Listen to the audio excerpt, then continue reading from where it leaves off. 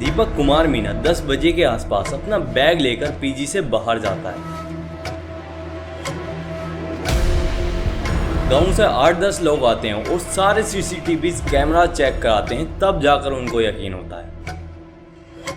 जब police body के पास पहुंचती है तो उनको वहां एक वाइन की बोतल, एसिड की बोतल मिलती है। इस वजह से मुखर्जी नगर मर्डर नगर बन चुका है। इस खबर को सुनकर मुखर्जी नगर ही नहीं, पूरा दिल्ली हिल जाता है।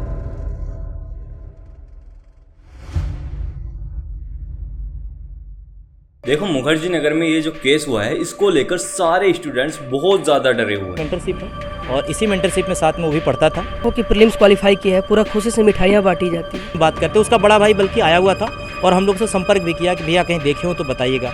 हम लोगों ने बोला यार ऐसा कोई बात है, 15-20 दिन पहले देखे थे, लेकिन रिसेंटली एग्जाम शुरू होने वाला है तो हम लोगों ने नहीं देखा।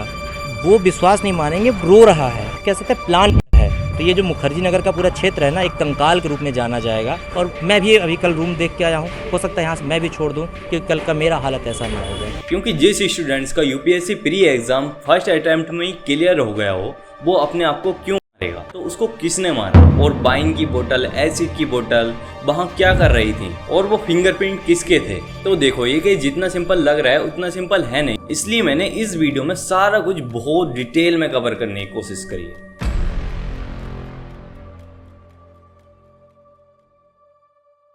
दीपक कुमार मीना राजस्थान के एक दौसा जिले में रहते थे। ये 5 भाई थे। इनके पिता चंदूलाल पांचों भाइयों को अच्छे से पढ़ाते हैं, जिनमें से बड़े भाई की कोलकाता रेलवे में जॉब भी लग जाती है। तब दीपक के पिताजी का मन था कि वो अपने छोटे बेटे को आईएएस ऑफिसर बनता हुआ देखना चाहते हैं, जो कि पढ़ाई में बहुत अच्छा था। तो Deepak Kumar Meena 12th pass out करने के बाद में अपने घर से कुछ दूरी पर जयपुर में यूपीएससी की तैयारी करने लग जाता है। दीपक ऑफलाइन पढ़ाई नहीं करता है, बल्कि वो ऑनलाइन कोर्स खरीद कर जयपुर में ही अपनी तैयारी करता है। और लगभग दीपक को तैयारी करते हुए 3 साल हो जाते हैं और अब तक उसकी ग्रेजुएशन भी कंप्लीट हो जाती है, जिससे कि वो यूपीएससी एग्जाम में अप्लाई करता है और फर्स्ट अटेम्प्ट में ही उसका प्री एग्जाम क्लियर हो जाता है। पूरे गांव में लड्डू बांटे जाते हैं। सभी गांव के बहुत ज्यादा खुश थे, क्योंकि ऐसा उनके गांव में पहली बार हुआ था जिसने यूपीएससी का प्री एग्जाम क्लियर किया था। लेकिन कुछ दिन बाद दीपक जयपुर से मुखर्जी नगर चला जाता है ऑफलाइन तैयारी करने के लिए, क्योंकि उसका कुछ ही दिन में मेंस का एग्जाम होने वाला था। और फिर 1 महीना 23 दिन बाद 1 सितंबर को दीपक के पिताजी खुद दीपक से मिलने आते हैं। एक दिन रुककर वापस चले जाते हैं। उनका मन तो था और रुकने का, लेकिन दीपक अपना टाइम वेस्ट कर रहा था उनके होते हुए, क्योंकि वो ज्यादा टाइम उनसे बात करने में लगा देता था। और दीपक का मेंस एग्जाम भी जल्दी होने वाला था, इसलिए दीपक के पिताजी उसकी पढ़ाई की अहमियत समझते हुए वापस आ जाते हैं। और फिर दीपक 10th सेप को भी अपने पेरेंट्स से 8-9 बजे के बीच में बात करता है और बात करने के बाद पढ़ लिख कर सो जाता है।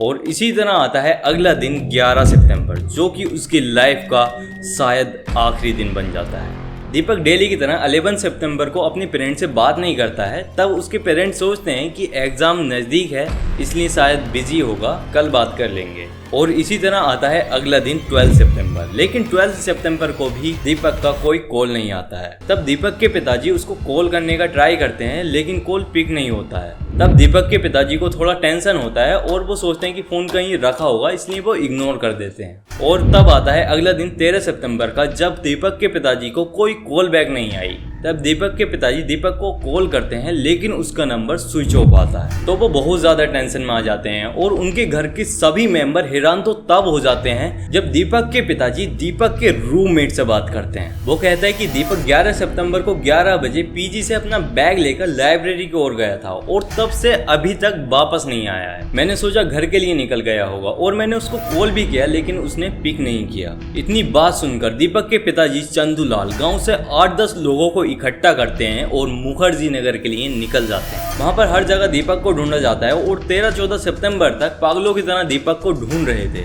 लेकिन कहीं भी दीपक का कोई भी सुराग पता नहीं चलता है। तब दीपक के पिताजी लाइब्रेरी जाते हैं और लाइब्रेरी के सारे सीसीटीवी कैमरा चेक कराते हैं। तब उनको यकीन होता है कि दीपक कहीं खतरे में है, क्योंकि उस रात दीपक लाइब्रेरी तक पहुंचा ही नहीं था।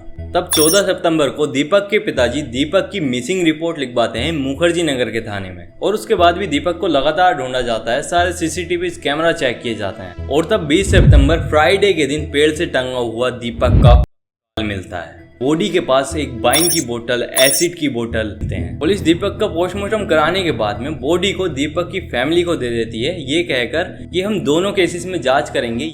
डर इसलिए लगता है क्योंकि जिस बच्चे ने फर्स्ट अटेम्प्ट में ही प्री एग्जाम क्लियर किया हो, जिस पर उसके पेरेंट्स और गांव वाले प्राउड फील करते हो, जिसके बड़े भाई ऑलरेडी गवर्नमेंट जॉब कर रहे हो, क्या वो कभी सुसाइड के बारे में सोचेगा? I think never. DCP Meena ने कहा कि जैसा लग रहा है क्योंकि दीपक डेली अपनी पेरेंट्स से बात करता था, लेकिन 11 सितंबर को उसने अपने पेरेंट्स से बात नहीं करी। और रात के 11 बजे दीपक लाइब्रेरी पढ़ने जाता है, जो कि एक बहाना भी हो सकता है रूममेट से बताने का। अदरवाइज दीपक को सीधा लाइब्रेरी में जाना चाहिए था, लेकिन वो अकेले रात के 11 बजे झाड़ियों में गया। डीसीपी ने ऐसा इसलिए बोला क्योंकि उनको एक सीसीटीवी रिकॉर्ड में एक वीडियो मिली है जिसमें दीपक अकेला झाड़ियों की ओर जा रहा है, लेकिन ये वीडियो पब्लिश नहीं करी गई है। ये बात सिर्फ न्यूज आर्टिकल्स में मेंशन है, लेकिन वीडियो कहीं भी अवेलेबल नहीं है और ना ही कोई बॉडी के पास नोट मिलता है। लेकिन दीपक के पिताजी ने कहा कि 2-3 दिन बाद उसका मेंस का एग्जाम था और उसने फर्स्ट अटेम्प्ट में प्री एग्जाम भी क्लियर किया था और मैं 8-9 दिन पहले उसके पास रहकर आया था और वो बहुत ज्यादा खुश था। उसने मुझसे घंटों बातें करी थी और एक एंगल से ये केस पुलिस को भी डर लग रहा, क्योंकि पुलिस को दीपक के पिताजी की बात भी सही लग रही थी कि जिस बच्चे ने प्रीलिम्स एग्जाम फर्स्ट अटेम्प्ट में ही क्लियर किया हो, जिसके पेरेंट्स उससे बहुत ज्यादा खुश हों और जिसके 4 भाई हों जिनसे वो सारा कुछ शेयर करता हो, वो आखिर क्यों ही करेगा। लेकिन दीपक के केस में ऐसा कुछ दिखाई नहीं दे रहा था। दीपक को पहले जलाया गया है और फिर फांसी पर लटकाया गया है, या फिर पहले लटकाया गया है बाद में जलाया गया है। लेकिन कोई इंसान ये इतनी भयानक 2 चीजें खुद से कैसे कर सकता है, ये बात सबको हैरान कर रही है। और वहाँ एक वाइन की बोतल भी मिलती है जिसे कहा जा रहा है कि उसका यूज आग जलाने में किया गया है ताकि कोई सबूत न बचे, लेकिन ये दीपक ने खुद नहीं किया है क्योंकि वाइन की बोतल दीपक के पीछे कुछ दूरी पर पड़ी थी। अगर वाइन की बोतल को वो खुद अपने ऊपर यूज करता तो 95% चांसेस थे कि वो अपने सामने की ओर फेंकता या फिर अपने पास ही रहने देता। एक बोतल और थी जो कि जस्ट दीपक के पैरों के नीचे थी, लेकिन उसका कुछ पता नहीं चला कि उस बोतल में क्या था। नॉर्मली देखा जाए तो अगर कोई खुद को फांसी लगाता है तो उसके पैर जमीन से ऊपर की ओर होते हैं, ना कि टिके हुए। और दीपक के केस में पैर टिके ही नहीं थे बल्कि घुटने मुड़े हुए भी थे, जिससे कि लगता है कि मारने के बाद में लटकाया गया है ताकि प्रूफ हो सके। जिससे पुलिस का कहना है कि इस केस पर हम इन्वेस्टिगेशन जारी रखेंगे और ये मुखर्जी नगर का ऐसा पहला केस नहीं है, ऐसे केसेस मुखर्जी नगर में होते रहते हैं। मुखर्जी नगर में रिकॉर्ड बन चुके हैं और ये सब होता है इन सो कॉल्ड गुरुज की वजह से, और इन्हीं की वजह से मुखर्जी नगर कुछ ही समय में मर्डर नगर बन जाएगा, क्योंकि आजकल हर एक कोचिंग सेंटर सिर्फ धंधा बनकर रह गया है।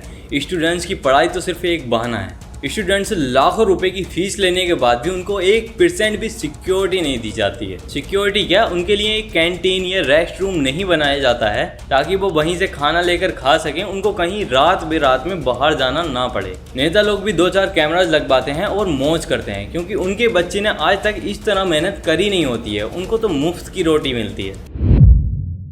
दोस्तों यहाँ पर कुछ और तो नहीं किया जा सकता, लेकिन लेट नाइट बाहर मत निकलो और न ही अपने रूममेट को निकलने दो, और अगर निकलना भी है तो अपने रूममेट के साथ जाओ। और आप जिस रूम या पीजी में रहते हो उसकी लोकेशन अपने फ्रेंड्स, भाई बहन को सबको शेयर कर दो, और हो सके तो अपने पेरेंट्स को एक बार अपने रूम पर भी बुला लो ताकि उनको एग्जैक्ट लोकेशन पता हो। अपने पेरेंट्स से डेली बात किया करो और अपने रूममेट का नंबर अपने फैमिली मेम्बर्स को जरूर शेयर करना, ताकि कभी आप कॉल पिक ना कर सको तो आपके रूममेट से बात करके पता चल जाए। इस वीडियो को उन लोगों के साथ जरूर शेयर करना जो बाहर रहकर पढ़ाई कर रहे हैं, ताकि वो अवेयर हो सकें और कल को किसी के साथ भी ऐसा ना हो।